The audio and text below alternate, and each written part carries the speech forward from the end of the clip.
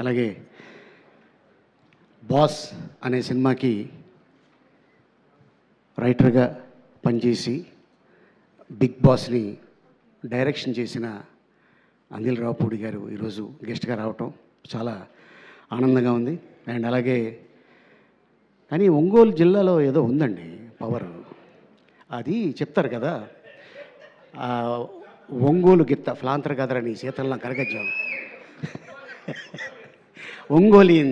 Mongolians లాగా ఒంగోలియన్స్ శివాజీ చెప్తానండి. నిజంగానే ఆ ఒంగోలు గిత్తకి ఎంత క్రేజ్ ఉందో నిజంగా చెప్తాను. ఎందుకంటే అప్పట్లో టి కృష్ణ గారు, మాధవ రంగారావు గారు, మంచి మ్యూజిక్ డైరెక్టర్ వందే మాత్రం శ్రీనివాస్ గారు, అలాగే గోపీచంద్ గారు, బి గోపాల్ గారు, ఇప్పుడు అనిల్ రావుపూడి గారు, శివాజీ గారు, ఇంకా ఎంతమంది తయారవుతున్నారో అక్కడ.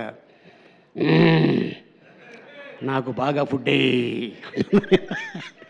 కానీ కలమ్మ తల్లి ఏ జిల్లా అని కాదు, ఏ ప్రాంతం అని కాదు, ఏ క్యాస్ట్ అని కాదు, కలమ్మ తల్లి అందరినీ స్వాగతిస్తుంది, ఆశీర్వదిస్తుంది.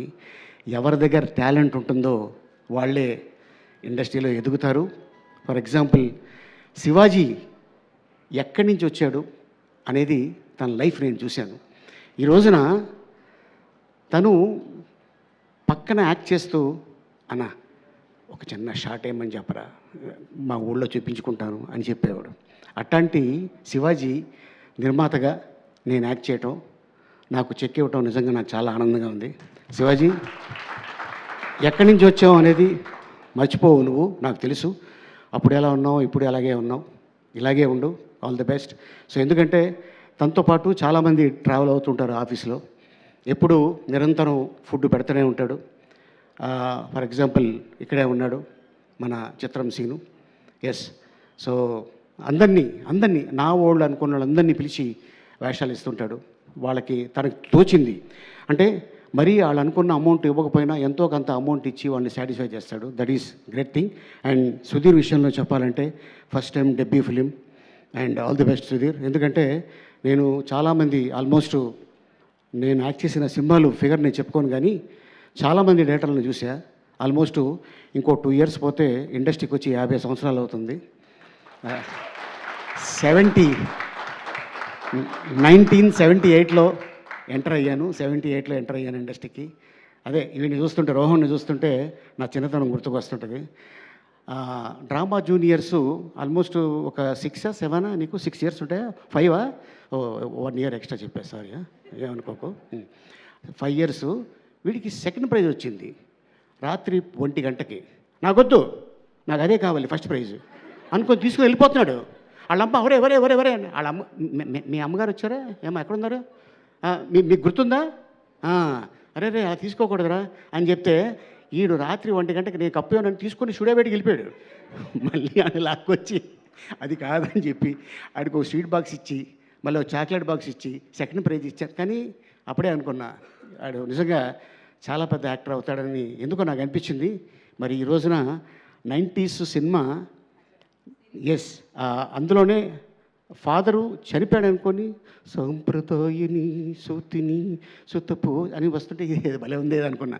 కట్ చేస్తే అదే టైటిల్ తోటి ఈ రోజున శివాజీ నిర్మాతగా ఈటీవీ విన్నోళ్ళు ఆశీర్వాదంతో ఆ సినిమా తీస్తాడని అనుకోలేదు. అండ్ లయ, సో స్వయంవరం, సో ఫస్ట్ తనతో మేము జర్నీ చేసాం. అండ్ ఈ రోజున మళ్ళీ తనకి చక్కగా పెళ్ళయి అమెరికా వెళ్ళి 2 పిల్లలు. మీ అమ్మాయి కూడా త్వరలోనే హీరోయిన్గా చూస్తాయేమో అనుకుంటున్నాం. అండ్ నువ్వే హీరోయిన్గా ఉన్నావు, మీ అమ్మాయి కూడా హీరోయిన్. అదేంటో కానీ మీకు ఏం తింటారు, మీరు ఏమన్నా తినేది ఏమైనా ఉందా అంటే నన్ను కూడా చాలామంది అడుగుతారు మీరు ఏం తింటారండి అని. నేను చెప్తాను నేనేం తింటాను.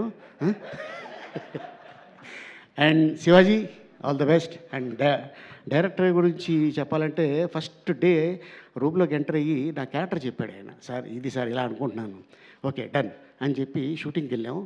ఎంత క్లారిటీగా ఉన్నాడంటే నిజంగానే డెఫినెట్గా ఇది హిట్ అయ్యింది అంటే first I appreciate director, then I appreciate తన్ని నమ్ముకున్న శివాజీని. ఎందుకంటే శివాజీ అనుకుంటే 90s తర్వాత ఒక పెద్ద డైరెక్టర్ తోటి జర్నీ చేయొచ్చు, కాకపోతే ఒక కొత్త డైరెక్టర్తో జర్నీ చేశాడంటే ఇతని దగ్గర విషయం ఉంది కాబట్టి జర్నీ చేశాడు. సో డెఫినెట్గా శివాజీ అండ్ సుధీర్ డెఫినెట్గా ఇది నేను చెప్తున్నాను కదా, హిట్ అయితే ఇండస్ట్రీ నిన్ను భుజాల మీద మోస్తుంది. All the best and thank you so much Shivaji. All the best. ఇది పెద్ద హిట్ అవ్వాలని భగవంతుని మనస్ఫూర్తిగా కోరుకుంటున్నాను. All the best. అండ్ అలాగే ఇది సక్సెస్ మీట్ రోజున ఒక అద్భుతమైన విషయం నేను చెప్తాను. ఈ పాయ సాంగు నేను సరదాగా పాడుతుంటే, అన్న ఏంటన్నా ఈ పాయ ఏంటి అన్నాడు.